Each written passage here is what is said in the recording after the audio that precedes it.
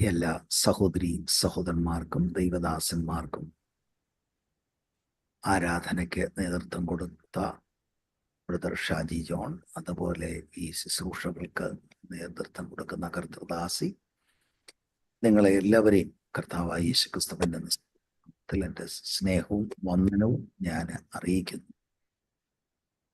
36-ാമത്തെ നമ്മുടെ ധ്യാനമാണല്ലോ ക്രിസ്തീയ ശിഷ്യത്വം എന്ന വിഷയത്തിൽ. ഇന്ന് ലൂക്കോസിന്റെ സുവിശേഷം 9-ാം അധ്യായം 57 മുതൽ ഉള്ള വാക്യങ്ങൾ ഞാൻ വായിക്കാം.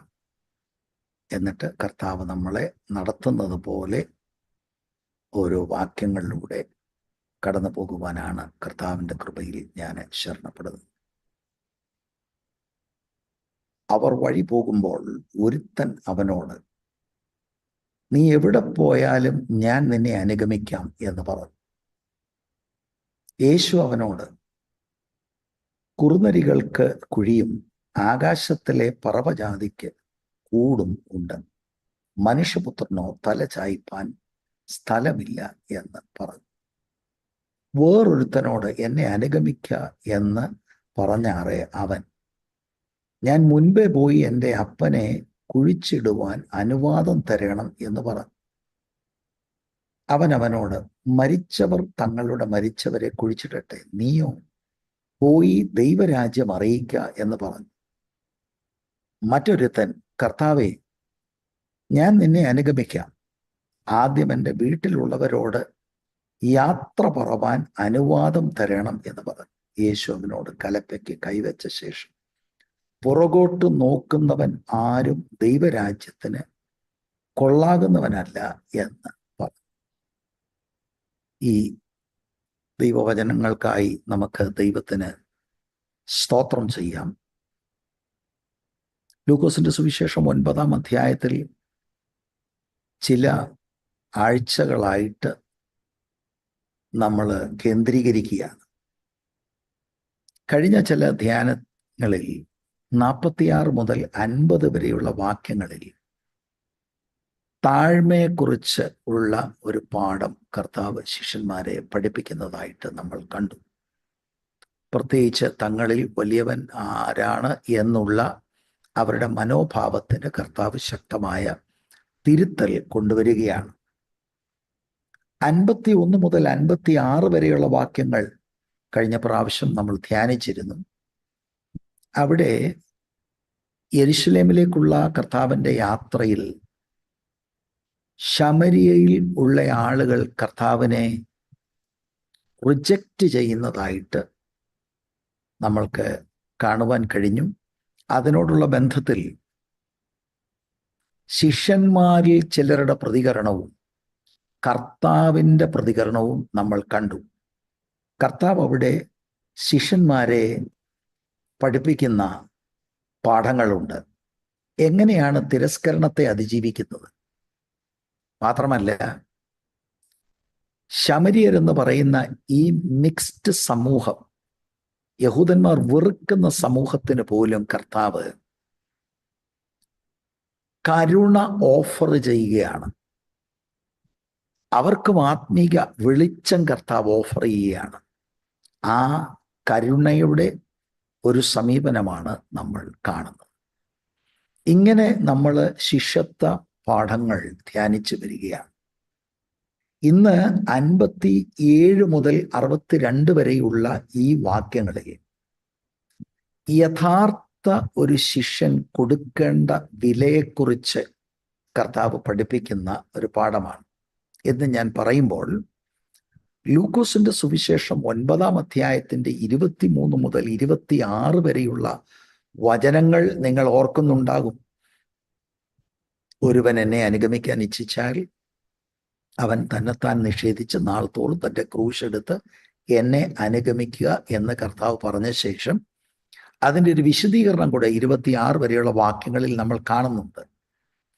ആ ഭാഗത്തിൻ്റെ ഒരു ഫോളോ അപ്പ് ആയിട്ടാണ് നമ്മൾ ഇത് മനസ്സിലാക്കേണ്ടത്. അപ്പോൾ ഇവിടുത്തെ ഊന്നൽ എന്ന് പറയുന്നത് കർത്താവിനെ അനുഗമിക്കുവാൻ ഒരുവൻ കൊടുക്കേണ്ട വിലയെക്കുറിച്ചാണ്. പ്രത്യേകിച്ചും അനുഗമനത്തിന്റെ പാത പൂർണ്ണ ഹൃദയത്തോടെ ആയിരിക്കണം എന്ന കാര്യത്തിനാണ് ഇവിടെ ഊന്നൽ കർത്താവ് കൊടുക്കുന്നത്. അപ്പൊ ഈ വേദഭാഗം നമ്മൾ വായിക്കുമ്പോൾ, പ്രത്യേകിച്ച് ശമരിയക്കാർ കർത്താവിനെ തിരസ്കരിച്ചു കഴിഞ്ഞ് ഉടനെ നമ്മൾ ഇത് വായിക്കുമ്പോൾ, ചില ആളുകൾക്ക് കർത്താവിൻ്റെ കൂടെ പോകുവാനുള്ള താല്പര്യം പ്രകടിപ്പിക്കുന്നതായിട്ട് നമ്മൾക്ക് കാണാനായിട്ട് കഴിയും. ആ റിജക്ഷൻ കഴിഞ്ഞ ഉടനെ നമുക്ക് ആ കാര്യങ്ങൾ നമ്മൾക്ക് കാണാൻ കഴിയും. അപ്പം വ്യത്യസ്തമായ പ്രതികരണം ഇവിടെ കാണാൻ കഴിയും. വ്യത്യസ്തമായി അവർ, അതായത് അനുകൂലമായി പ്രതികരിച്ചു എങ്കിലും കർത്താവ് ഇവരോടൊക്കെ സംസാരിച്ച ശേഷം പിന്നീട് അവരെ ആ രംഗത്ത് നമ്മൾ കാണുന്നില്ല. കർത്താവിനെ അനുഗമിച്ചോ ഇല്ലയോ എന്നുള്ളത് വ്യക്തമല്ല. എന്നാൽ എൻ്റെ ഒരു ചിന്തയിൽ കർത്താവ് കൊടുക്കേണ്ട വിലയെക്കുറിച്ച് കൃത്യമായി പറഞ്ഞപ്പോൾ അവര് കർത്താവിനെ അനുഗമിച്ച് കാണുകയില്ല എന്നൊരു ചിന്തയാണ് എനിക്ക് ഉള്ളത്. അപ്പൊ ലൂക്കോസിന്റെ സുവിശേഷം 9-ാം അധ്യായത്തിന്റെ അവസാനത്തിലാണ് ഈ 57 മുതൽ 62 വരെയുള്ള വാക്യങ്ങളിൽ 3 വ്യക്തികളുമായി കർത്താവ് എൻകൗണ്ടർ ചെയ്യുന്നതായിട്ട് നമ്മൾ കാണുന്നത്. ഇവരൊക്കെ യെരുശലേമിലേക്ക് പോകുവാനുള്ള ആഗ്രഹങ്ങൾ പ്രകടിപ്പിച്ചവരാണ്. ചിലരെ കർത്താവ് അങ്ങോട്ട് ക്ഷണിക്കുന്നുണ്ട്.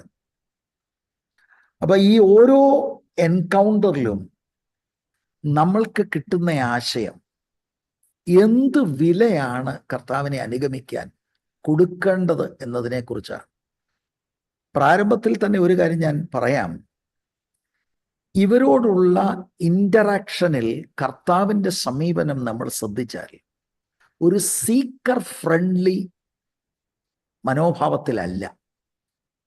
അത് തന്നെ നാം വളരെ ചിന്തിക്കേണ്ടിയിരിക്കുന്നു.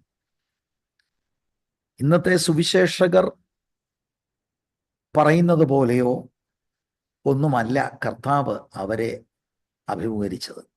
വളരെ കൃത്യമായിട്ട് ഒന്നും മറച്ചു വെക്കാതെ തൻ്റെ പിന്നാലെ വരുന്നതിൻ്റെ വിലയെ കൃത്യമായിട്ട് കർത്താവ് അവരുടെ മുൻപിൽ വെക്കുകയാണ്. അതാണ് ഈ 3 പേരോടുള്ള ബന്ധത്തിൽ നമുക്ക് കാണാൻ കഴിയുന്നത്. അപ്പൊ ഇതെല്ലാം നമ്മൾ 51-ാം വാക്യത്തിന്റെ അടിസ്ഥാനത്തിലൂടെ ഒന്ന് വിലയിരുത്തണം. 51-ാം വാക്യം ഞാനിവിടെ വായിക്കാം. നിങ്ങൾക്കതിനോടകം അറിയാം എന്ന് ഞാൻ ചിന്തിക്കുന്നു. കർത്താവിൻ്റെ ആ ദൃഢനിശ്ചയം, അവൻ്റെ ആരോഹണത്തിനുള്ള കാലം തികയാറായപ്പോൾ അവൻ യെരുശലേമിലേക്ക് യാത്രയാവാൻ മനസ്സ് ഉറപ്പിച്ച് തനിക്ക് മുൻപായി ദൂതന്മാരെ അയച്ചു. കർത്താവിൻ്റെ യെരുശലേമിലേക്കുള്ള യാത്രയ്ക്ക് ഉള്ള മനസ്സുറപ്പ് ഈ 3 പേരുടെ ഉറപ്പില്ലായ്മയുമായി നമ്മൾ ഒന്ന് ചിന്തിക്കണം. കോസ്റ്റ് കർത്താവ് ഇവർക്ക് പറഞ്ഞു കൊടുക്കുമ്പോൾ ഇവരുടെ സമർപ്പണം പൂർണ്ണമല്ലായിരുന്നു, വളരെ ബലഹീനമായിരുന്നു എന്ന് നമ്മൾക്ക് കാണുവാനായിട്ട് കഴിയും. കർത്താവായ യേശുക്രിസ്തുവാണ് നമ്മുടെ മാതൃക. കർത്താവ് പ്രതീക്ഷിക്കുന്ന ആ മനസ്സുറപ്പ് നമ്മൾ കർത്താവിൽ നിന്നാണ് മനസ്സിലാക്കേണ്ടത്. പക്ഷേ അനുഗമിക്കാമെന്ന് അങ്ങോട്ട് പറഞ്ഞവരും കർത്താവ് വിളിച്ച ഇവരുമൊക്കെ കർത്താവ് ഈ കോസ്റ്റ് പറയുമ്പോൾ അവരൊക്കെ പതറിപ്പോകുന്നതായിട്ട് നമ്മൾക്ക് കാണുവാനായിട്ട് കഴിയും. അപ്പൊ ഇതെല്ലാം കാണിക്കുന്നത് കർത്താവ് ഈ വിലയെക്കുറിച്ച് വിശദീകരിക്കുമ്പോൾ ശരിക്കും അവരിൽ ഒരു രക്ഷണ്യ വിശ്വാസം ഇല്ലായിരുന്നു. അവരുടെ സമർപ്പണം സിൻസിയർ അല്ലായിരുന്നു എന്നതാണ് നമ്മൾക്ക് കാണാൻ കഴിയുന്നത്. അതാണ് വാസ്തവത്തിൽ അവരെ കർത്താവിൽ നിന്ന് പിന്നീട് മാറ്റുന്നതായി നമുക്ക് ചിന്തിക്കുവാനായിട്ട് കഴിയുന്നത്. ആവേശത്തിൽ കർത്താവ് ആരാണ് എന്നൊക്കെ മനസ്സിലാക്കി കാണും ഇവരിൽ ചിലര്. എന്നാൽ അനുഗമനത്തിന്റെ പാത അവരുദ്ദേശിച്ചതിനേക്കാൾ വളരെ ഡിഫിക്കൽട്ടാണെന്ന് അവർക്ക് ബോധ്യം ആകുകയാണ്. അപ്പോഴാണ് അവരുടെ ഈ ആവേശം അത് സബ്സൈഡ് ചെയ്യുന്നതായിട്ട്, അത് വളരെ ബലഹീനമാണ് എന്നുള്ളത് നമ്മൾക്ക് കാണാനായിട്ട് കഴിയുന്നു. അപ്പൊ നമ്മുടെ വാഴ്ത്തപ്പെട്ട കർത്താവിനെ എപ്പോഴും ഒരു പുരുഷാരം അനുഗമിച്ചിരുന്നു. ഈ പുരുഷാരത്തെ നമുക്ക് 2-3 തിരിക്കാൻ കഴിയും. ഒന്നാമത്തെ ഗ്രൂപ്പ് എന്ന് പറയുന്നത് കർത്താവിൻ്റെ കൂടെ എപ്പോഴും കർത്താവിനെ ജെനുവിനായിട്ട് അനുഗമിക്കുന്ന ശിഷ്യന്മാരുണ്ട്. അവർ കർത്താവിൽ വിശ്വസിക്കുന്ന ആളുകളാണ്. വില കൊടുക്കാൻ തയ്യാറായി അനുഗമിക്കുന്ന ഒരു സംഘം ഉണ്ട്. മറ്റൊന്ന് എന്ന് പറയുന്ന അതിന് നേരെ വിപരീതമായി തക്കം കിട്ടിയാൽ കുടുക്കു ചോദ്യം ചോദിക്കുവാനും തക്കം കിട്ടിയാൽ അപായപ്പെടുത്തുവാനും ശ്രമിക്കുന്ന കുറെ ആളുകൾ എപ്പോഴും പുരുഷാരത്തിന്റെ കൂടെ ഉണ്ട്. എന്നാൽ മൂന്നാമത്തെ ഒരു ഗ്രൂപ്പ് ഇതിന്റെ നേരെ നടുവിലുള്ള ഗ്രൂപ്പാണ്. അവരും ഈ അത്ഭുതങ്ങൾ കാണാനും കർത്താവിൽ നിന്നുള്ള ഉപദേശങ്ങൾ കേൾക്കാനും ഒക്കെ തയ്യാറായിട്ട് കർത്താവിന്റെ പിന്നാലെ പോകുന്നെങ്കിലും ചില അവസരങ്ങളിലെങ്കിലും അവരെ ശിഷ്യന്മാരെന്ന് എഴുത്തുകാർ സംബോധന ചെയ്യുന്നെങ്കിലും അവരൊന്നും ദൃഢനിശ്ചയമില്ലാത്തവരാണ് എന്നുള്ളതും നമ്മൾക്ക് കാണാനായിട്ട് കഴിയും. അങ്ങനെയുള്ള കുറെ ആളുകളെയാണ് നമ്മൾ ഇവിടെ കാണുന്നത്. അവരുടെ കമ്മിറ്റ്മെന്റ് സ്ട്രോങ് അല്ല എന്നതാണ് നമുക്ക് കാണുവാനായിട്ട് കഴിയുന്നത്. അതുപോലെ ഈ 3 പേരുമായിട്ടുള്ള ബന്ധത്തിൽ നിങ്ങൾ നോട്ട് ചെയ്ത് കാണും എന്ന് ഞാൻ വിചാരിക്കുന്നു. ഒരു പദപ്രയോഗം ആവർത്തിച്ചാവർത്തിച്ച് നമ്മൾക്ക് കാണാനായിട്ട് കഴിയും. അത് ഇതിനോടകം നിങ്ങൾക്ക് അറിയാവുന്ന ഒരു പദപ്രയോഗമാണ്. 57-ാമത്തെ വാക്യത്തിൽ അനുഗമിക്കാം, 59-ൽ അനുഗമിക്കാം, അതുപോലെ 61-ൽ അനുഗമിക്കാം. ഫോളോ എന്ന പദപ്രയോഗം ക്രിസ്തീയ ശിഷ്യത്വത്തിലെ ഏറ്റവും പ്രധാനപ്പെട്ട ഒരു വാക്കാണ്. ഫോളോ താക്കോൽ വാക്കാണത്. അത് ഞാൻ നേരത്തെ നമ്മുടെ ഒരു ധ്യാനത്തിൽ വിശദീകരിച്ചിട്ടുള്ളത് കൊണ്ട് ഞാൻ ഇവിടെ വിശദീകരിക്കുന്നില്ല. എങ്കിലും ഒറ്റ വാക്കിൽ ഞാൻ അത് പറയാം. കർത്താവായ യേശുക്രിസ്തു സഞ്ചരിക്കുന്ന പാതയിൽ എല്ലാ ദിവസവും 24/7 അതേ പാത സഞ്ചരിക്കുന്ന ആൾ. അത് സഞ്ചരിക്കാൻ വേണ്ടിയാണ് ക്രിസ്തീയ ശിഷ്യത്വത്തിലേക്കുള്ള വിളി. എന്ന് പറഞ്ഞാൽ നമ്മളിപ്പോൾ അക്ഷരികമായി യെരുശലേമിലേക്ക് പോകുന്നില്ല. അപ്പൊ അതെങ്ങനെയാണ്? കർത്താവായ യേശുക്രിസ്തുവിന്റെ ജീവിത ശൈലി വേദപുസ്തക എഴുത്തുകാർ വെളിപ്പെടുത്തുന്നുണ്ട്. ആ ശൈലിയിലൂടെ നടക്കാനാണ് ഈ വിശ്വാസത്തിലേക്ക് നമ്മെ എല്ലാവരെയും കർത്താവ് വിളിക്കുന്നത്. The call is to follow Jesus Christ. അങ്ങനെ ഫോളോ ചെയ്യുമ്പോൾ കൃത്യമായി അവിടുന്ന് സംസാരിച്ചതുപോലെ, അവിടുന്ന് ഓരോരുത്തരോട് ഇടപെട്ടതുപോലെ അങ്ങനെ നാം സമർപ്പിക്കപ്പെടുമ്പോൾ അതിന് ഒരു കോസ്റ്റ് കൊടുക്കേണ്ടതായിട്ടുണ്ട്. അപ്പൊ call is for discipleship, but in following Christ we have a cost, a price to pay. അപ്പം അനുഗമനം എന്നുള്ളത് വളരെ പ്രധാനപ്പെട്ട വാക്കാണ്. അത് ഒരു കൽപ്പനയായിട്ട് തന്നെയാണ്. മാത്രമല്ല അതിൽ അന്തർലീനമായി കിടക്കുന്ന ആശയം എന്ന് പറയുന്നത് ഒരു മൊമെന്ററി ഫോളോയിങ് അല്ല. ഞായറാഴ്ച ആവേശഭരിതരായി ഒരു സഭായോഗത്തിന് പോകുന്നതല്ല ഇവിടെ ഉദ്ദേശം. രക്ഷിക്കപ്പെട്ട് കഴിഞ്ഞ് ജീവിതം മുഴുവനും ആ സമർപ്പണത്തിൽ നിലനിൽക്കാനുള്ള വിളിയാണ് ഈ വാക്കിൽ അന്തർലീനമായി കിടക്കുന്നത്. അപ്പൊ ഈ 57 മുതൽ ഉള്ള വാക്യങ്ങളിൽ നമ്മൾക്ക് കാണാൻ കഴിയുന്നത്, ഞാൻ ചില കാര്യങ്ങളൊക്കെ പറഞ്ഞെങ്കിലും, ഈ വിളി ഏറ്റെടുത്ത് വില കൊടുക്കുവാനായി ഉള്ള ആഹ്വാനത്തിന് 3 പ്രധാനപ്പെട്ട തടസ്സങ്ങൾ നമുക്ക് കാണാൻ കഴിയും. ശിഷ്യത്വത്തിനുള്ള ഹിൻഡ്രൻസുകൾ, തടസ്സങ്ങൾ നമ്മൾക്കിവിടെ കാണുവാനായിട്ട് കഴിയും. അതാണ് നമ്മൾ വാസ്തവത്തിൽ ചിന്തിക്കുവാനായിട്ട് താല്പര്യപ്പെടുന്നത്. ഇത്രയും ഞാൻ ആമുഖമായി പറഞ്ഞ് നമുക്ക് 57-ാമത്തെ വചനം ഒന്നുകൂടെ വായിക്കാം.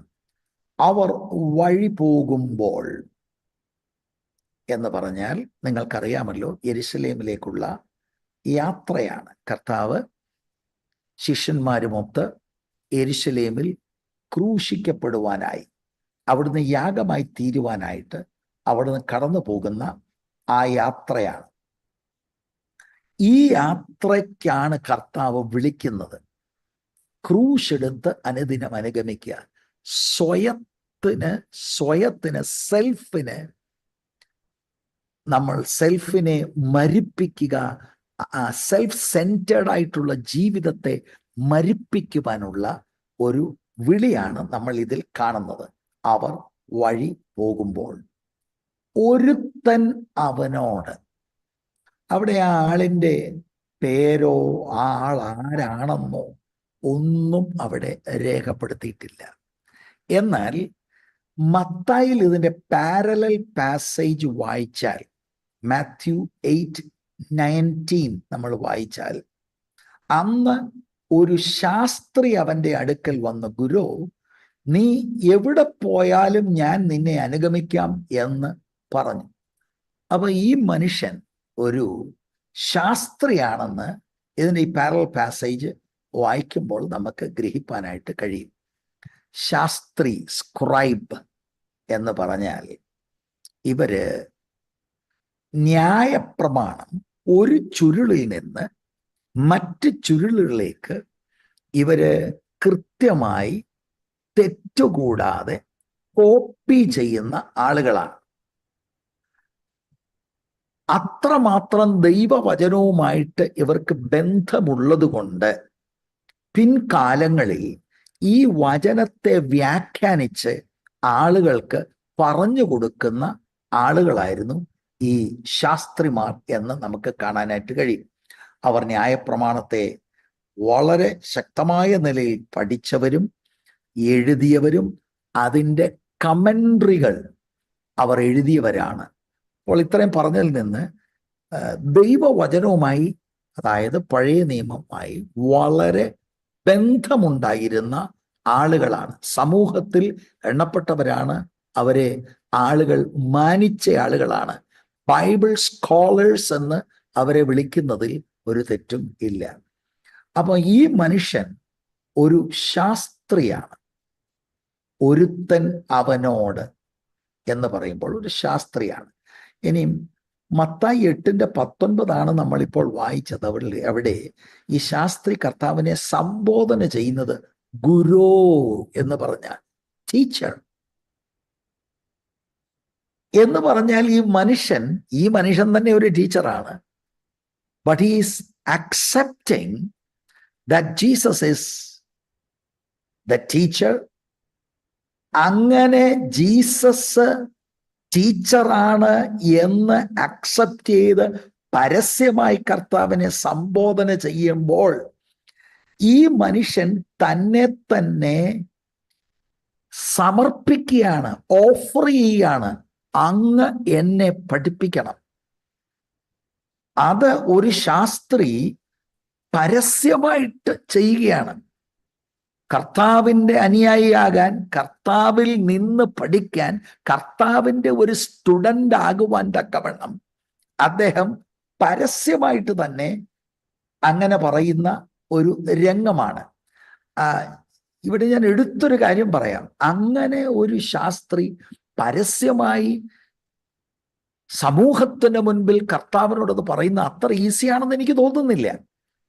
അന്നത്തെ സമൂഹം, പ്രത്യേകിച്ച് ശാസ്ത്രിമാരുടെ ഗ്രൂപ്പ്, ഫരീസയന്മാര്, ഇവരൊക്കെ ശക്തമായി കർത്താവിനോട് എതിർത്ത കാലഘട്ടത്തിലാണ് ഈ ശാസ്ത്രി പരസ്യമായിട്ട് കർത്താവിനെ ഗുരു എന്ന് വിളിച്ച് അദ്ദേഹത്തിൻ്റെ ആ ഇൻട്രസ്റ്റ് കാണിക്കുന്നത്.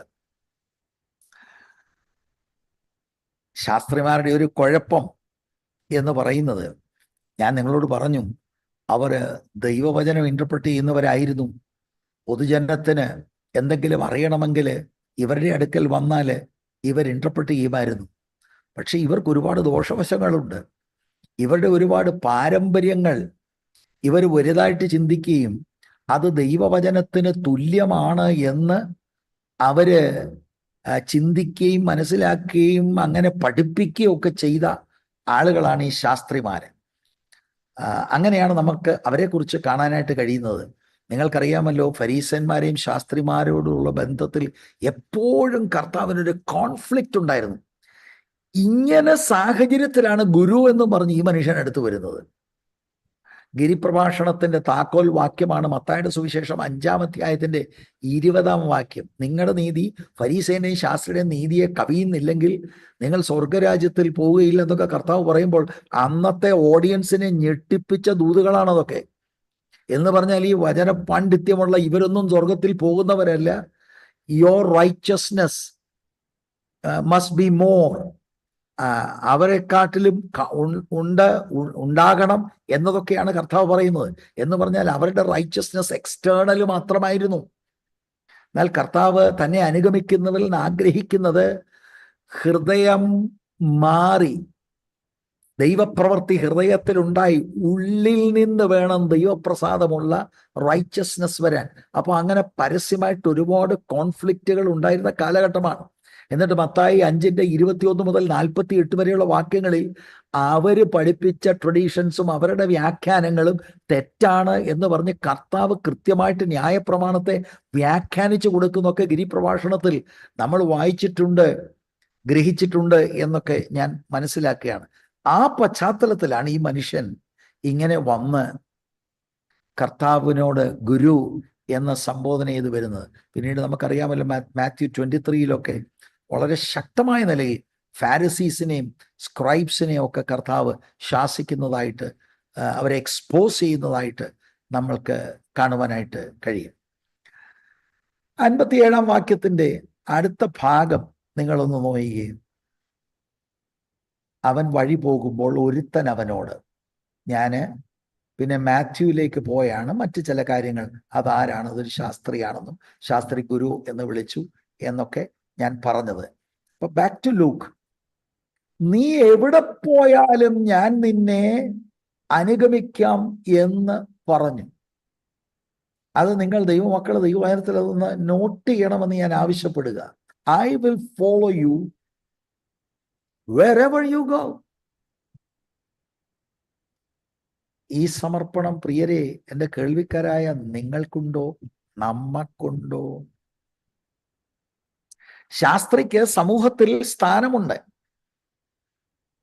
പൊതുജനത്തിന്റെ ഇടയിൽ മാന്യതയുള്ള ഒരാളാണ്, അറിയപ്പെടുന്നത് ഒരു ബൈബിൾ സ്കോളറായിട്ടാണ്. ആ മനുഷ്യനാണ് പരസ്യമായിട്ട് വന്ന് അവരുടെ സമൂഹ വാസ്തവത്തിൽ കർത്താവിനോട് എതിർത്ത് നിൽക്കുന്ന പശ്ചാത്തലത്തിലാണ് ഈ മനുഷ്യൻ വന്ന് ഇത് പറയുന്നത്. നീ എവിടെ പോയാലും ഞാൻ നിന്നെ അനുഗമിക്കാമെന്ന് പറഞ്ഞു. അനുഗമനം ഞാൻ പറഞ്ഞു, അർത്ഥം കർത്താവ് ഏത് പാത പിൻപറ്റുന്നു, I am willing to follow that path. ഇത് വാസ്തവത്തിൽ നടന്ന ഒരു സംഭവമാണ്, അല്ലാതൊരു ഉപമയൊന്നുമല്ല. കൃത്യമായിട്ട് നടന്ന ഒരു സംഭവമാണ്, അല്ലാതെ കർത്താവ് പഠിപ്പിക്കാൻ വേണ്ടി ഒരു സ്റ്റോറി പറഞ്ഞതൊന്നുമല്ല. അദ്ദേഹം പറയുന്നത് വേർ എവർ യു ഗോ, അതിൽ നിന്ന് എന്താണ് നമുക്ക് മനസ്സിലാക്കാൻ കഴിയുന്നത്? പരസ്യമായിട്ടാണ് ഇത് പറയുന്നത്. ശരിക്കും ഹൃദയപൂർവമായിട്ടുള്ള ഒരു സമർപ്പണത്തിന്റെ സൂചനയായിട്ട് നമുക്ക് പെട്ടെന്ന് തോന്നിപ്പോവും. എന്ത് വില കൊടുക്കേണ്ടി വന്നാലും, അങ്ങ് എവിടെ പോയാലും I am willing to follow you. ഈ ഒരുപാട് കാര്യങ്ങളൊക്കെ നമ്മൾ ഈ സമർപ്പിക്കുന്നതും ഒക്കെ ശോധന ചെയ്യുമ്പോഴേ ശരിക്കും ഈ പറഞ്ഞ വാക്കുകളുടെയൊക്കെ അർത്ഥം ഉൾക്കൊണ്ടുകൊണ്ടാണോ എന്നത് നമുക്ക് മനസ്സിലാക്കാൻ കഴിയും. 31 ഡിസംബറിന് നമ്മൾ എന്തെല്ലാമാണ് പറയുന്നത്, വാചാലമായിട്ട് പറയുന്നവരുണ്ട് അല്ലേ? സാക്ഷ്യവാചനത്തിലൂടെ അടുത്ത വർഷത്തേക്കുള്ള സമർപ്പണം, ഇതെല്ലാം നടക്കാറുണ്ടോ? ഇത് കേൾക്കാൻ നല്ല ഒരു സന്തോഷമാണ്. ഒരു ശിഷ്യനായി കർത്താവിനെ പൂർണ്ണ ഹൃദയത്തോടെ എന്ത് വില കൊടുത്തും അനുഗമിക്കാമെന്ന മട്ടിലാണ് ഈ മനുഷ്യൻ ഈ കാര്യങ്ങൾ പരസ്യമായിട്ട് പറയുന്നത്. അപ്പം ഒരു കാര്യം ഈ മനുഷ്യന് കൃത്യമായി മനസ്സിലാക്കിയെന്നാണ് ഞാൻ ചിന്തിക്കുന്നത്. കർത്താവിനെ അനുഗമിക്കുക എന്ന് പറഞ്ഞാൽ കർത്താവ് എടുക്കുന്ന പാത വഴിയെല്ലാം പോയേ ഒക്കൂ എന്നുള്ളത് മനസ്സിലായി. So wherever you go, I am willing to follow. So he understood that. Following എന്ന് പറഞ്ഞാൽ അവിടുന്ന് എടുക്കുന്ന എല്ലാ പാതകളും അവിടുത്തെ നമുക്കൊരു ആപ്ലിക്കേഷൻ നടത്താം. നമ്മുടെ മനോഭാവം കൃത്യമായിട്ട് അവിടുത്തെ മനോഭാവം പോലെ അവിടുന്ന് ഓരോ വിഷയത്തിൽ എങ്ങനെ പ്രതികരിക്കും എന്ന് നമ്മൾ ഏറ്റെടുക്കുകയാണ്. That is what is discipleship. അതാണ് ശരിക്കും ശിഷ്യൻ. അപ്പൊ അത് മനസ്സിലായി, ഈ മനുഷ്യൻ അത് കൃത്യമായിട്ട് മനസ്സിലായി എന്നതാണ് ഞാൻ മനസ്സിലാക്കുന്നത്. ഫോളോ എന്ന വാക്കുകൊണ്ട് കർത്താവിൻ്റെ പാത വിട്ട് മാറാതെ, ഇടത്തോട്ടോ വലത്തോട്ടോ മാറാതെ ആ പാതയിൽ മാത്രം ഞാൻ നിലനിൽക്കണം എന്നുള്ളത് അദ്ദേഹത്തിന് മനസ്സിലായി എന്നതാണ് നമുക്ക് ആ വാക്കിൽ നിന്ന് നമ്മൾ ചിന്തിക്കേണ്ടത്. അദ്ദേഹം വാസ്തവത്തിൽ ഒരു ചോദ്യങ്ങളും ഉന്നയിക്കുന്നില്ല, ഒന്നും കർത്താവിനോട് പറയുന്നില്ല. അദ്ദേഹം തന്നെ വോളണ്ടിയർ ചെയ്യുന്നതായിട്ടാണ് നമ്മൾ കാണുന്നത്. എവിടെയൊക്കെ കർത്താവ് പോകുന്നു, എങ്ങനെയൊക്കെയാണ് ഞാൻ ഐ വിൽ ഫോളോ യു. അപ്പൊ ശരിക്കും ഇവിടെ പെട്ടെന്ന് നമ്മൾ നോക്കുമ്പോൾ കേൾവിക്കാരായി നിൽക്കുന്നവർക്ക് ഒരു ഭയങ്കര കമ്മിറ്റ്മെന്റ് ആണ് ഇവിടെ കാണാൻ കഴിയുന്നത്. അതുപോലെ അദ്ദേഹത്തിന്റെ ആ കമ്മിറ്റ്മെന്റിൽ അങ്ങ് എവിടെ പോയാലും പോകാന്ന് പറയുമ്പോൾ ലൈഫ് ലോങ് കമ്മിറ്റ്മെന്റുമായിട്ടാണ് നമുക്ക് ചിന്തിക്കാൻ കഴിയുന്നത്. എന്നാൽ 58-ാം വാക്യത്തിൽ കർത്താവിന്റെ മറുപടി നിങ്ങളിത് വായിച്ച് ചിന്തിച്ചിട്ടുണ്ടോ എന്ന് എനിക്ക് അറിഞ്ഞുകൂടാ. നമ്മളിത് നോക്കിയ കർത്താവിന്റെ ഈ മറുപടി ഇദ്ദേഹം പറഞ്ഞതുമായിട്ട് പെട്ടെന്ന് നമുക്ക് ബന്ധപ്പെടുത്താൻ കഴിയാത്തതുപോലെ തോന്നിപ്പോകും. യേശു അവനോട് കുറുനരികൾക്ക് കുഴിയും ആകാശത്തിലെ പറവജാതിക്ക് കൂടുമുണ്ട്, മനുഷ്യപുത്രനോ തല ചായ്പാൻ സ്ഥലമില്ല എന്ന് പറഞ്ഞു. അദ്ദേഹം പറഞ്ഞത് എന്താണ്? അദ്ദേഹം 57-ാമത്തെ വാക്യത്തിൽ അദ്ദേഹം പറഞ്ഞത് നീ എവിടെ പോയാലും ഞാൻ നിന്നെ അനുഗമിക്കാമെന്ന് പറഞ്ഞു. കർത്താവിന്റെ മറുപടിയെ നമ്മൾ എങ്ങനെയാണ് ഇതുമായിട്ട് ചിന്തിക്കാൻ കഴിയുന്നത്? ശക്തമായ ഈ മറുപടിയിൽ നിന്നാണ്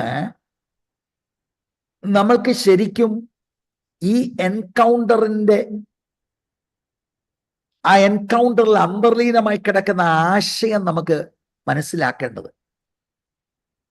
അല്ലാതെ എക്സ്പ്ലിസിറ്റ് ആയിട്ട് അവിടെ ഒന്നും വാസ്തവത്തിൽ എഴുത്തുകാരൻ ലൂക്ക് പറയുന്നില്ല. 57-ാം വാക്യത്തിൽ നമുക്ക് മനസ്സിലാകുന്ന ഇദ്ദേഹത്തിന് നല്ല സമർപ്പണം ഉണ്ടെന്നാണ്. എന്നാൽ ജീസസിന്റെ മറുപടിയിൽ നിന്നാണ് അദ്ദേഹത്തിന്റെ ഉള്ളിലെ ചില കാര്യങ്ങൾ നമുക്ക് മനസ്സിലാക്കാൻ കഴിയുന്നത്. What was he expecting in following Christ എന്നുള്ളത് ജീസസിന്റെ ഈ ആൻസറിൽ നിന്നാണ് നമ്മൾക്ക് ഗ്രഹിക്കുവാൻ കഴിയുന്നത്. ഞാൻ സൂചിപ്പിച്ചതുപോലെ കർത്താവിന്റെ മറുപടി സീക്കർ ഫ്രണ്ട്ലി അല്ലായിരുന്നു. നിങ്ങൾ ഈ ഭാഗം ഒന്ന് ചിന്തിച്ചാൽ, ഞാൻ നിങ്ങളോട് പറഞ്ഞു, സമൂഹത്തിലെ ഒരു സ്കോളറാണ് കർത്താവിന്റെ അടുക്കൽ പരസ്യമായിട്ട് വന്ന് ഇത് പറയുന്നത്. ഒരു സ്കോളറിനെ കർത്താവിന്റെ ശിഷ്യനായി കിട്ടുക എന്ന് പറയുന്നത് എന്ത് വലിയ സംഭവമാണ് പ്രിയരെ. എന്ന് പറഞ്ഞാൽ ഇവന്റെ സമൂഹം മുഴുവനും കർത്താവിനെ എതിർത്ത് നിൽക്കുമ്പോൾ അതിനകത്ത് നിന്ന് ഒരാള് പരസ്യമായിട്ട് വന്ന് ഗുരു എന്ന് പറഞ്ഞ് വരിക. നമ്മളാണ് എന്തോ ചെയ്തേനെ?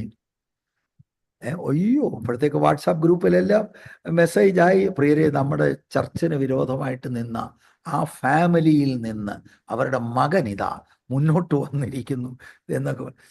ജീസസിന് അതിന് ഒരു നിലയിലും അവിടുത്തെ ആശയം അവിടുന്ന് മയപ്പെടുത്തിയല്ല പറയുന്നത്. അവൻ അട്രാക്റ്റീവായിട്ടുള്ള കാര്യമല്ല കർത്താവ് പറയുന്നത്. നമ്മളായിരുന്ന ഒരു 3-4 വാഗ്ദത്തങ്ങളല്ലേ, മോനെ നീ ഒരു വലിയ സംഭവമാകാൻ പോവുകയാണ്. ഇതൊന്നുമല്ല ജീസസ്.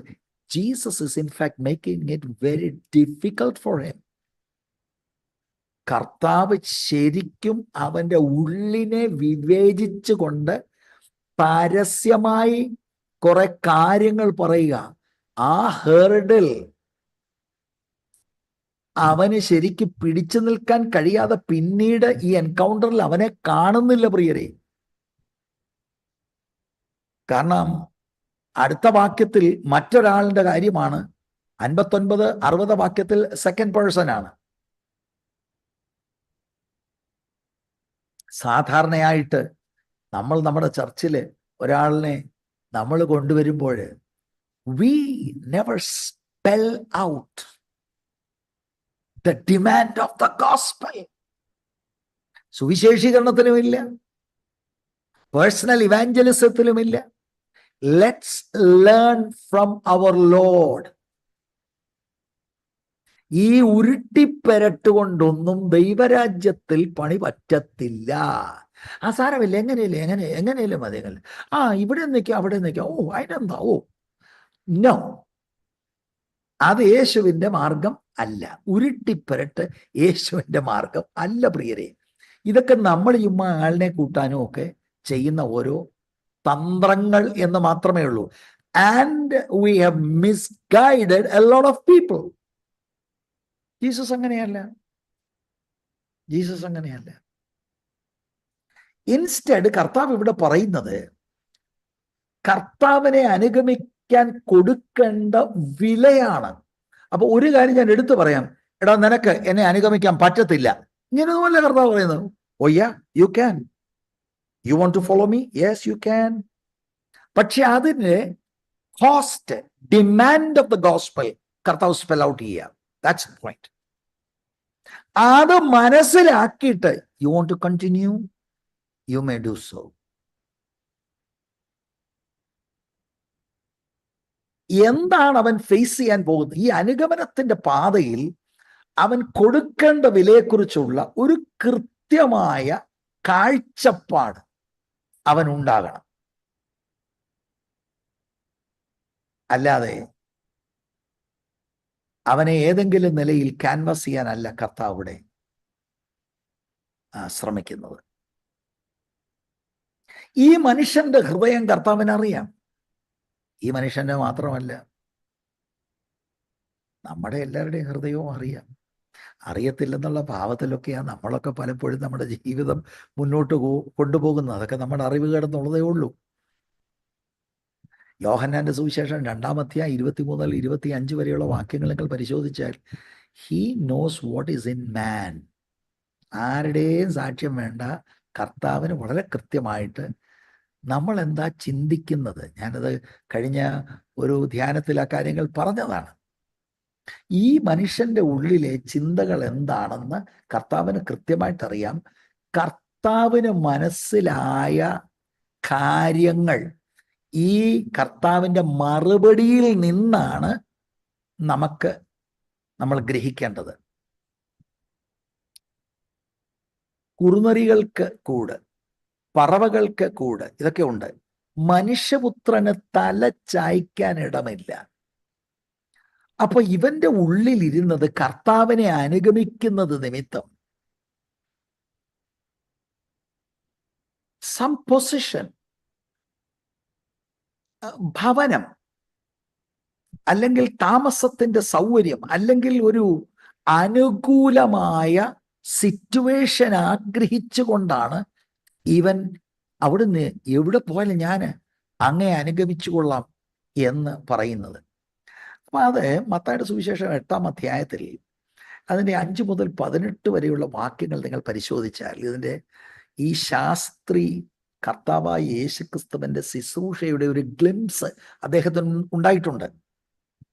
ഭയങ്കര ജനക്കൂട്ടം കർത്താവിനെ പിൻപറ്റുന്നു, അത്ഭുതങ്ങൾ നടക്കുന്നു, അപാരമായ പഠിപ്പിക്കലുകൾ ഒക്കെ കർത്താവ് പഠിപ്പിക്കുന്നു. ഇങ്ങനെയൊരു സിനാരിയോ ഈ സ്ക്രൈബ് വിറ്റ്നസ് ചെയ്തിട്ടുണ്ട്. അങ്ങനെയാണെങ്കിൽ ഈ യേശുവുമായിട്ട് ഞാൻ അസോഷിയേറ്റ് ചെയ്ത് നിന്നാൽ ഏതായാലും ബൈബിള് കോപ്പി ചെയ്യുന്നതിനേക്കാളൊക്കെ സമൂഹത്തിൽ എനിക്ക് മാന്യത കിട്ടും. കുഴപ്പമൊന്നും എനിക്കും എൻ്റെ തലമുറയ്ക്കും ഉണ്ടാകത്തില്ല. കാരണം Jesus of Nazareth is the most popular man. If I am associated with him, എനിക്ക് സമൂഹത്തിൽ കുറച്ചുകൂടെ സ്ഥാനം. ഇപ്പൊ എന്തോ ഒരു ശാസ്ത്രി എന്നുള്ള ഇതേ ഉള്ളൂ. കുറെ ആളുകൾ വന്നു കഴിഞ്ഞാൽ ഒന്ന് വ്യാഖ്യാനിച്ചു കൊടുക്കാം. ഒരു പണ്ഡിതൻ ഇതങ്ങനെ വല്ലതും വന്നു ജനമളകി നിൽക്കുകയല്ലേ. ഇതിലാണ് കർത്താവിനെ അനുഗമിക്കാന് ആഗ്രഹിച്ചതെന്നാണ് കർത്താവിന്റെ മറുപടിയിൽ നിന്ന് നമ്മൾ ഗ്രഹിക്കേണ്ടത്. ഒരുപാട് പേർ ഇന്നും കർത്താവിനെ അനുഗമിക്കാൻ ഇങ്ങനെയാണ്, എന്നോ കിട്ടും, എന്നോ കിട്ടും, സമൂഹത്തിൽ എന്നെ കിട്ടും, സാമ്പത്തികമായിട്ട് എന്ത് കിട്ടും, ശാരീരിക വിടുതൽ ഉണ്ടാകുമോ? യേശു അല്ല ഇവിടുത്തെ പ്രധാനപ്പെട്ട കാര്യം. Yes I will follow. നിങ്ങൾ സ്നാനപ്പെടണോ? ഓ സ്നാനപ്പെടാം. ഇനി നിങ്ങളുടെ പള്ളി വരണോ? വരാം. ഇഹലോകത്തിൽ എന്താണ് എന്നതാണ് ഈ മനുഷ്യനെ ഭരിച്ചത്. കർത്താവുമായിട്ട് ഇങ്ങനെ ക്ലോസ്ലി അസോസിയേറ്റ് ആയാൽ തനിക്ക് പോപ്പുലർ ആകാം. ഈ കാര്യങ്ങളെ കർത്താവ് ഇവന്റെ ഹൃദയത്തിൽ കണ്ടു. This man was driven by a desire for comfortable living എന്നതാണ് കർത്താവിന്റെ മറുപടിയിൽ നിന്ന് നമുക്ക് മനസ്സിലാക്കാൻ. അതാണ് കർത്താവ് കൺഫ്രണ്ട് ചെയ്യുന്നത്. ഈ മനുഷ്യന്റെ സകല പ്രതീക്ഷകളെയും കർത്താവ് തച്ചുടയ്ക്കുന്ന ഒരു മറുപടിയാണ് കർത്താവ് പറയുന്നത്. കുറുനരികൾക്ക് കുഴി, ആകാശത്തിലെ പറവജാതിക്ക് കൂടുണ്ട്. കുറുനരികൾ അല്ലെങ്കിൽ ഫോക്സസ് ഇസ്രായേലിലെ വളരെ കോമൺ ആയിട്ടുള്ള ഒരു ആനിമലാണ്. അതിൻ്റെ കുഴികളുണ്ട് വിശ്രമിക്കാൻ. ആകാശത്തിലെ പറവകൾക്ക് അതിൻ്റെ കൂടുമുണ്ട്. മനുഷ്യപുത്രൻ, കർത്താവ് എപ്പോഴും തന്നെക്കുറിച്ച് തന്നെ സംബോധന ചെയ്യുമ്പോൾ മനുഷ്യപുത്രൻ, son of man, that's his favourite title. He has nowhere to lay his head എന്ന് പറഞ്ഞാൽ ശ്രദ്ധിച്ച് കേൾക്കണേ. ഇന്ന് നമ്മൾ കേൾക്കുന്ന ദൂതുകളിൽ നിന്നൊക്കെ വളരെ വ്യത്യസ്തമാണ്. കർത്താവിനെ അനുഗമിക്കുന്ന നിമിത്തം ചിലപ്പോൾ വിശ്രമിക്കാൻ ഒരിടമില്ലാതെ വന്നു എന്ന് വരാം.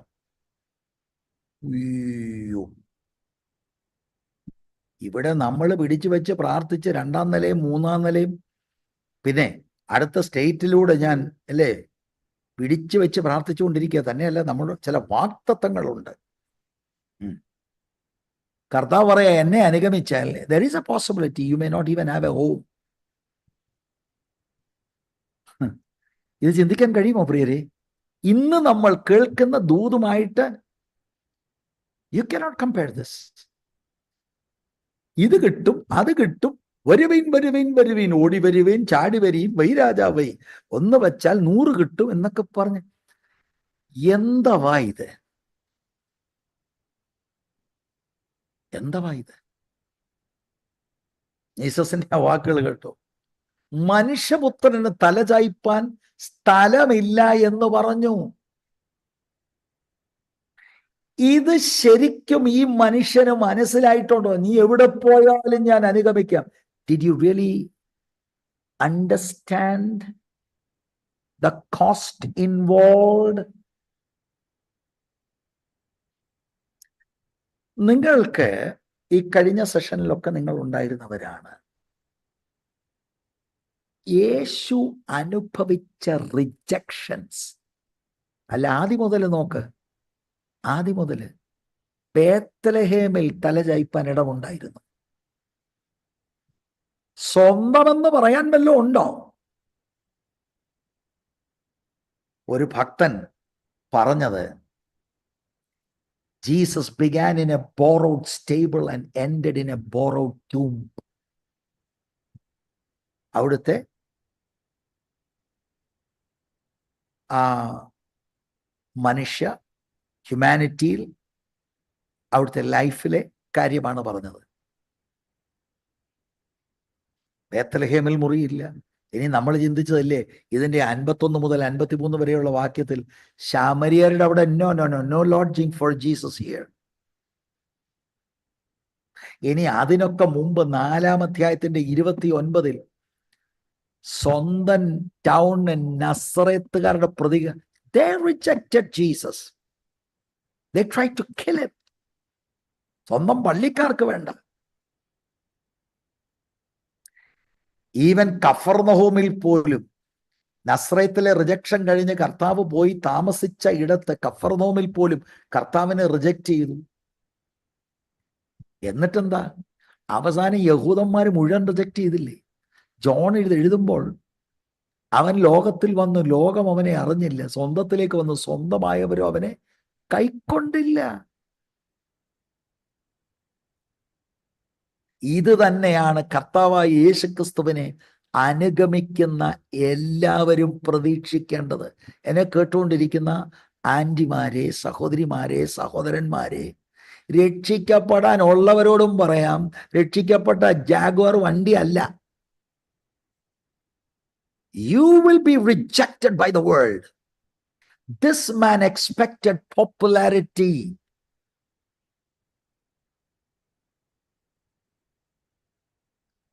അതാണ് ഇദ്ദേഹത്തിനുണ്ടായിരുന്നത്. പക്ഷെ ജീസസിന് പറയാനുള്ളത് it can be A homeless experience.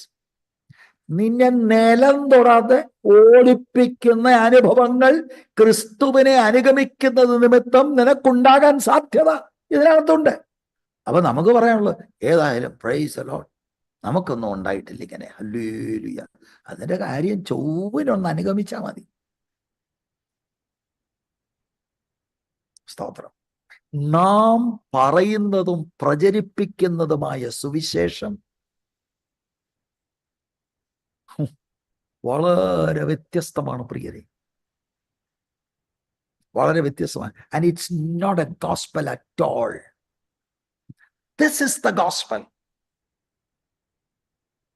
കർത്താവായ യേശു ക്രിസ്തു ജീവനുള്ള ദൈവത്തിന്റെ പുത്രനെന്ന് വിശ്വസിച്ച ഒരാൾ വിശ്വസിച്ചെങ്കിൽ, if that faith was true, genuine, saving faith, ഇതാണ് ആ വ്യക്തിയിൽ വെളിപ്പെട്ട് വരേണ്ടത്. Following Christ everywhere. And there will be times that we will be rejected and we will have a homeless experience. ഇറക്കി വിട്ടിട്ടില്ലേ കർത്താവിന്റെ നാമം നിമിത്തം? Praise the Lord. ഒരുപാട് ആളുകൾ അങ്ങനെയുള്ള അനുഭവങ്ങളിലൂടെ കടന്നുപോയവരാ. അല്ലാതെ യേശുവിനെ അനുഗമിക്കുന്ന നിമിത്തം ഇഹലോകത്തിൽ ഒന്നും ഏതാണ്ട് വലിയ ഡബിൾ ഡെക്കർ വണ്ടി നോ. കർത്താവ് ഇവിടെ പ്രോസ്പെരിറ്റി ഗോസ്പൽ പറഞ്ഞ് ഇഹലോകത്തിലെ കംഫർട്ടും ഇവിടെ അക്ഷരിക ഭൗതിക രാജ്യമല്ല കർത്താവ് പ്രസംഗിച്ചത്. ഭൗതിക രാജ്യം ഭാവിയിൽ ഉണ്ടാകും. Not now. This is a spiritual kingdom. കണ്ടോ, രാവിലെ എഴുന്നേറ്റ് ഇതെല്ലാം കേൾക്കുമ്പം ആളുകൾക്ക് ഡൗൺ ആയി. ഷോ, അരമണിക്കൂറുകൾ ഉറങ്ങിയായിരുന്നേ അത്രയും ഉണ്ടായിരുന്നു. ഈ മനുഷ്യൻ്റെ എന്ന് പറയുന്നത് കേട്ടോ. പക്ഷെ ഇതാണ് സത്യം. എന്തൊരു പുള്ളിയാ, വലിയ പുള്ളിയാ, വൻപൻ പുള്ളിയാ. പരസ്യമായിട്ട് വന്ന് പറയാ I am willing to follow you. ഉടനെ ജീസസ് പ്രൈസ് ദ ലോർഡ് പറഞ്ഞിട്ട് പുള്ളിയെ കൂടെ അങ്ങ് ഹയർ ചെയ്യല്ല, അല്ലെങ്കിൽ okay you can also be part of the entourage എന്ന് പറയല്ല. നോ. വളരെ നീ ശ്രദ്ധിച്ച് ചിന്തിക്കണം. You count the cost. എവിടെ നീ പോയാലും ഞാൻ അനുഗമിക്കാം. ഓൺ പേപ്പർ ഭയങ്കര കമ്മിറ്റ്മെന്റ് ആയിട്ട് തോന്നും. കർത്താവ് കാര്യം അങ്ങോട്ട് പറഞ്ഞു. Very different from our gospel. ഈ name it and claim it പരിപാടിയല്ല ഇത്. ഓ, Jesus wants you to be rich in the world. നിങ്ങൾ രാജാവിൻ്റെ മകനാണ്, നിങ്ങൾ എന്താ രാജാക്കന്മാരാണ്. സ്തോത്രം. ജോൺ പൈപ്പർ എന്ന് പറയുന്ന കർത്താവിൻ്റെ ദാസനെ US-ലുള്ള നിങ്ങൾക്ക് നല്ല പരിചയമുണ്ട്. അദ്ദേഹം പറഞ്ഞ ഒരു വാക്ക് ഈയിടെ ഞാൻ എൻ്റെ സ്റ്റേറ്റസിൽ ഇട്ടു. അത് ഞാൻ അതുപോലെ ഇംഗ്ലീഷിൽ വായിക്കാം. If God's love for his children is to be measured by our health, wealth, and comfort in this life, then God hated the Apostle Paul. നമ്മൾ ഈ കേൾക്കുന്ന ദൂതുകളാണ് ശരിയെങ്കിൽ, ഐ ഡോണ്ട് നോ, കൃത്യമായിട്ട് അദ്ദേഹത്തിന്റെ വയസ്സ് എനിക്ക് അറിഞ്ഞുകൂടാ, 60 ചില്ലുവാനും വയസ്സുള്ള ശ്രേഷ്ഠ അപ്പോസ്തലനായ പൗലോസ്, 3-ാം സ്വർഗത്തോളം എടുക്കപ്പെട്ട 10-14 ലേഖനങ്ങൾ എഴുതിയ, അനേക സഭകൾ സ്ഥാപിച്ച ഈ മനുഷ്യൻ ഒരു പ്രിസണിൽ കിടക്കുക. And they beheaded him.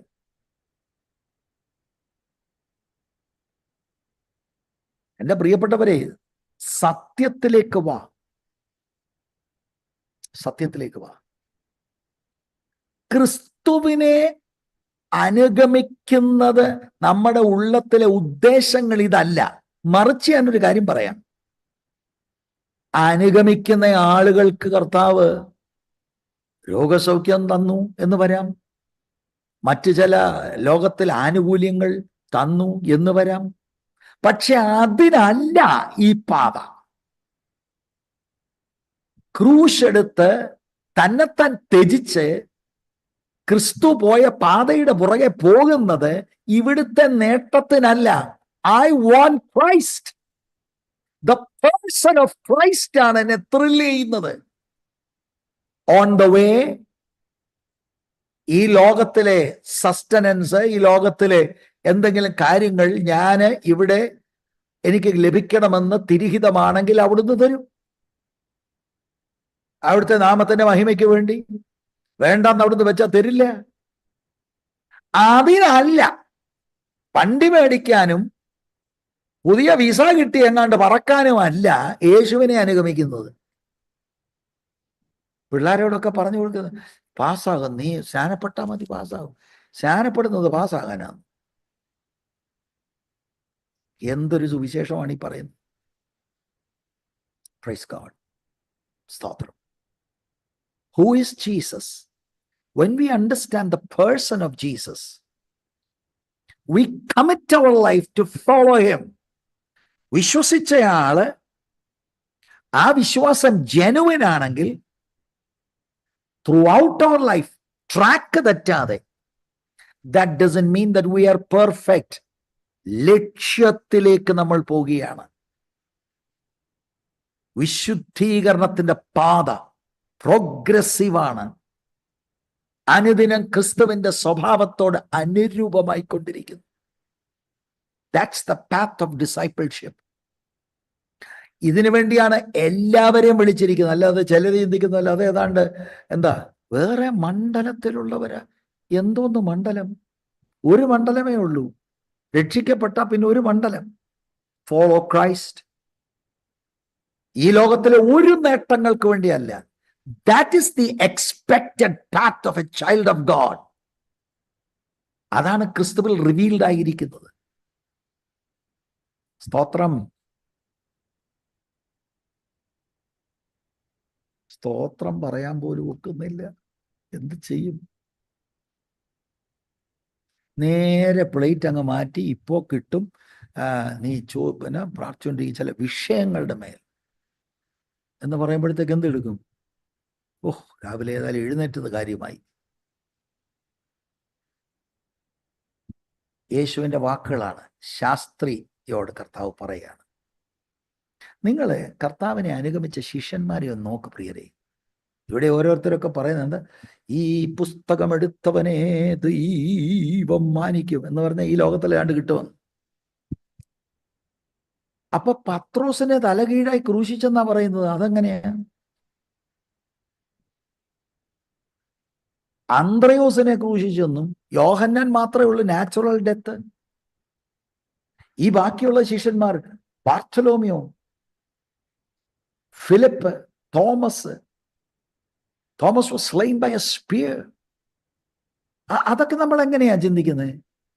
അപ്പൊ അവരൊക്കെ ബ്രദറെ സുവിശേഷത്തിന് വേണ്ടി നിന്നാൽ ബാർത്തലോമിയോ കർത്താവ് മാനിക്കും എന്ന് പറഞ്ഞാൽ നിനക്ക് ന്യൂയോർക്കിലും ഡാളസിലും ഒരു വീടുണ്ടാവും.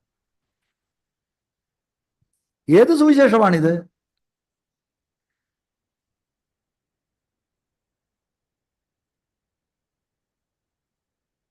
Don't be caught up in all this kind of stuff. സ്തോത്രം. മനുഷ്യപുത്രന് തല ചായ്പാൻ ഇടമില്ല എന്നാണ് കർത്താവ് ഈ ശാസ്ത്രിയോട് പറയുന്നത്.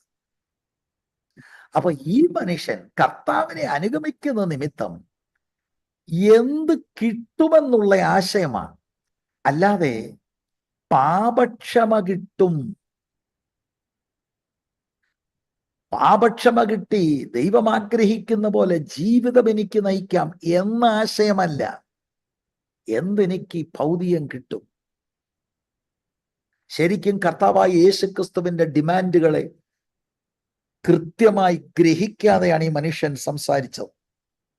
അങ്ങ് എവിടെ പോയാലും ഞാൻ അങ്ങയുടെ പിന്നാലെ വരാം എന്ന് പറഞ്ഞു. സ്വയത്യാഗത്തിൻ്റെയോ കഷ്ടാനുഭവത്തിൻ്റെയോ ത്യാഗത്തിൻ്റെയോ കാര്യങ്ങളെക്കുറിച്ച് മനസ്സിലാകാതെയാണ് അദ്ദേഹം കർത്താവിനോട് ഈ വന്ന് വാക്കുകൾ പറയുന്നത്. അദ്ദേഹത്തിന് കർത്താവിനെ അനുഗമിക്കുന്ന നിമിത്തം കിട്ടുന്ന ചില ആനുകൂല്യങ്ങളെക്കുറിച്ചാണ് അദ്ദേഹം ചിന്തിക്കുന്നത്, അല്ലാതെ കൊടുക്കേണ്ട വിലയെക്കുറിച്ചല്ല. സ്തോത്രം. കർത്താവ് അവൻ്റെ ഈ വലിയ കമ്മിറ്റ്മെന്റ് പരസ്യമായിട്ട് പറഞ്ഞപ്പോൾ, കർത്താവ് ഈ വാക്കുകൾ പറയുമ്പോൾ മനുഷ്യപുത്രന് തലചായ്പാൻ ഇടമില്ല. ഇത് വല്ലതും ചിന്തിച്ചു വരുന്നെങ്കിൽ there is no scope for all that. അതല്ല നീ ചിന്തിക്കേണ്ടത് എന്ന ആശയത്തിൽ പറയുമ്പോൾ പിന്നെ നമ്മൾ അവനെ കാണുന്നില്ല.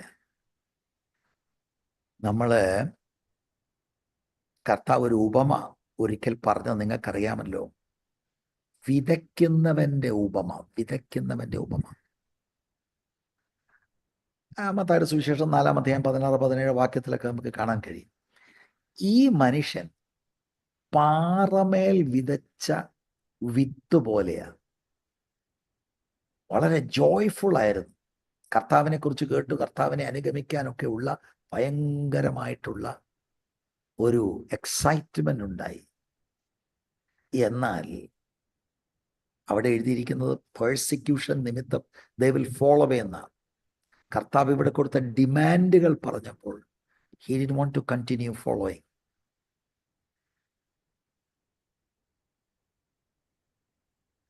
This man had not counted the cost. എന്താ അവന്റെ hindrance? What's the hindrance? He was looking forward for more comfort and more popularity. എന്തുകൊണ്ടാ സാറേ ഇന്നലെ ഒരു സാക്ഷ്യമൊക്കെ പറഞ്ഞല്ലോ that you want to follow, but we don't see you.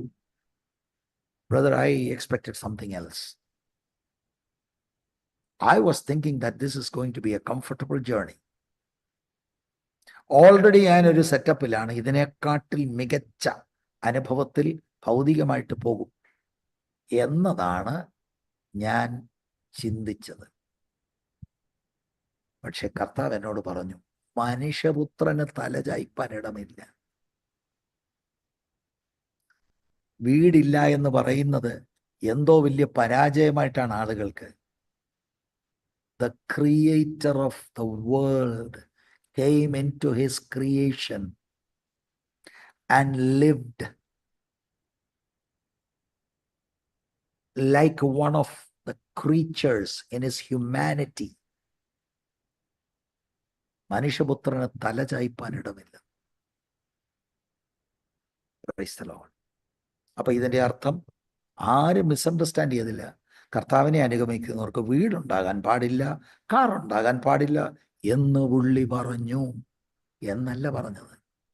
അതിനല്ല ഞാൻ കർത്താവിനെ അനുഗമിക്കുന്നു. In my journey I may get, I may not. മുൻപേ അവന്റെ രാജ്യവും നീതി അന്വേഷിക്കുമ്പോൾ അതോടുകൂടി കൈയൊക്കെ അങ്ങ് ഉയർത്തണം, എല്ലാം കിട്ടത്തില്ല. ഉണ്മാനുള്ളത്, ഉടുക്കാനുള്ളത്, കഴിക്കാനുള്ളത്. Your needs will be met, not your greeds. ബാക്കി രണ്ടു പേരുടെ കാര്യം കൂടി ഇന്ന് പറഞ്ഞാൽ എന്തോ സംഭവിക്കും? വല്ലതും സംഭവിക്കും. അതുകൊണ്ട് ഞാൻ പറയുന്നില്ല. 59th വേഴ്സ് തൊട്ട് നമ്മുടെ സമയവും ഏറെക്കുറെ ആയിക്കഴിഞ്ഞല്ലോ. നമുക്ക് ക്ലോസ് ചെയ്യുമ്പോൾ നമ്മൾ ഇങ്ങനെ ഒരു കമ്മിറ്റ്മെന്റ് ഉണ്ടോ പ്രിയരെ? Whether I get a house or not, I am following Jesus. Then why are you following Jesus? Oh, I am following Jesus because he is the Christ. He is the Savior. മറ്റൊരുത്തനിലും രക്ഷയില്ല. ഞാൻ രക്ഷിക്കപ്പെടുവാൻ ആകാശത്തിന്റെ കീഴിൽ മനുഷ്യരുടെ ഇടയിൽ നൽകപ്പെട്ട ഒറ്റ നാമമേ ഉള്ളൂ. ഇഹലോകത്തിലെ ഒരു നേട്ടത്തിന് വേണ്ടി അല്ല, എൻ്റെ ആത്മരക്ഷയ്ക്ക് ദൈവം വെച്ച ഒറ്റ മാർഗമേ ഉള്ളൂ. And whether I get a house, I don't get a house. Whether I get a job, I don't get a job. I follow Christ because of who he is. And in following, I have to pay the cost. There is cost involved. കർത്താവല്ലാതെ ഇവിടെ നമ്മളെല്ലാം ലക്ഷറിയിലേക്ക് ഏതാണ്ട് luxurious apartment തരുമെന്നോ ഏതാണ്ട് ഭയങ്കര comfort ഇതൊന്നും വാഗ്ദത്തം ചെയ്തിട്ടില്ല പ്രിയരെ. Yes, he will meet our needs if the priority is the kingdom of God. മുൻപേ അതാണെങ്കിൽ, പ്രയോറിറ്റി രാജാവും ദൈവരാജ്യവുമാണെങ്കിൽ, ലോകത്തിലെ സസ്റ്റനൻസ് കർത്താവ് തരാമെന്നുള്ള വാഗ്ദത്തമുണ്ട്. നീഡ്സ്. Praise the Lord. നമ്മുടെ കുഞ്ഞുങ്ങളെ ഇത് പഠിപ്പിക്കണം. കൃത്യമായ സുവിശേഷം നമ്മൾ പറയണം. കർത്താവ് ഈ വചനത്താൽ നമ്മളെ ശുദ്ധീകരിക്കുകയും അനുഗ്രഹിക്കുകയും ചെയ്യട്ടെ. God bless you.